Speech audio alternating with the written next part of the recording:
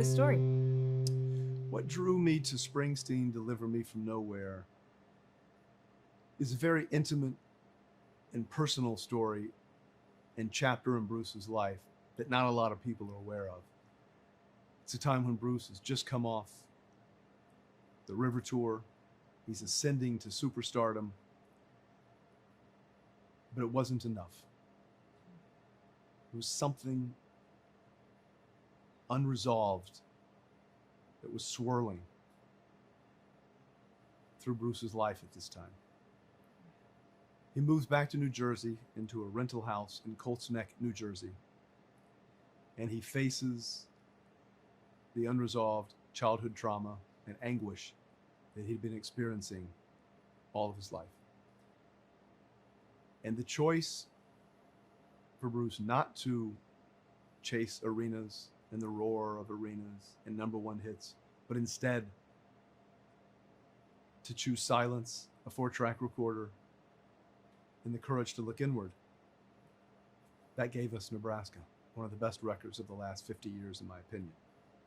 And that's why I made the film. What was behind the decision to concentrate on a specific time in Springsteen's life as opposed to covering more of his life and career? I think I decided to choose this very narrow and specific time in Bruce's life for a couple of reasons. Number one, it's a time in Bruce's life that most people are unaware of. We know Bruce from Born in the USA, Born to Run, Darkness on the Edge of Town, Greetings from Asbury Park, Tunnel of Love, many, many others. But Nebraska is unlike most of his other work.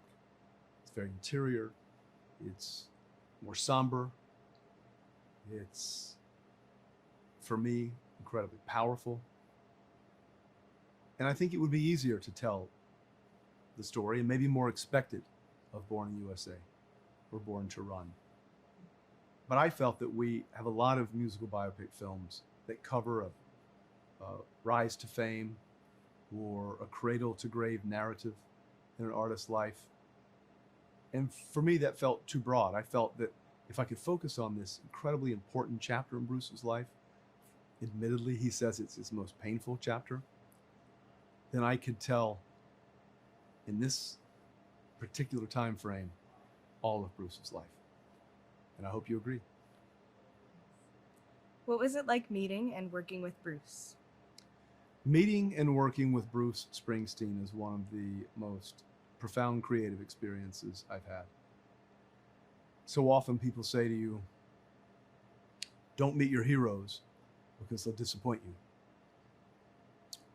Bruce not only didn't disappoint me, he exceeded my expectations at every turn. He's a man of great humility and kindness. He's incredibly supportive. He just happens to be one of the great singer-songwriters of all time. But for me, he is,